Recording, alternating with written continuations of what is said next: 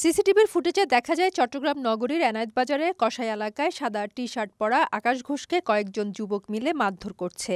এক পর্যায়ে করা হয় ছুরিকাঘাত। পরে চট্টগ্রাম মেডিকেল কলেজ হাসপাতালে মারা যান আকাশ। নিহত ব্যক্তি ফোন মেরামতের ব্যবসা করতেন। মাসখানেক আগে ডিসপ্লে মেরামতের ১২০০ টাকা পেতেন অভিযুক্ত সানির কাছে। সেই টাকা বারবার চাওয়ায় ক্ষিপ্ত হয়ে ছুরিকাঘাত করে হত্যা করা হয় আকাশকে।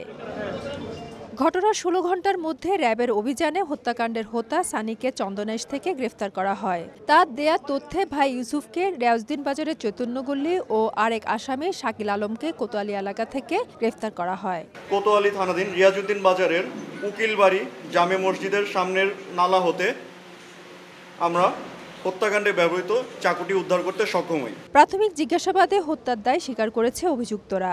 মোহাম্মদ সানি এবং তার সহযোগীরা পূর্ব পরিকল্পিতভাবে ভিকটিম আকাশ ঘোষকে রক্তাক্তভাবে জখম করে এবং ঘটনাস্থল থেকে পালিয়ে যায়। নিহত আকাশের পরিবারের পক্ষ থেকে নগরীর কোতোয়ালি থানায় হত্যা মামলা করা হয়েছে। ফেরদৌস লিপি, সময় সংবাদ, চট্টগ্রাম।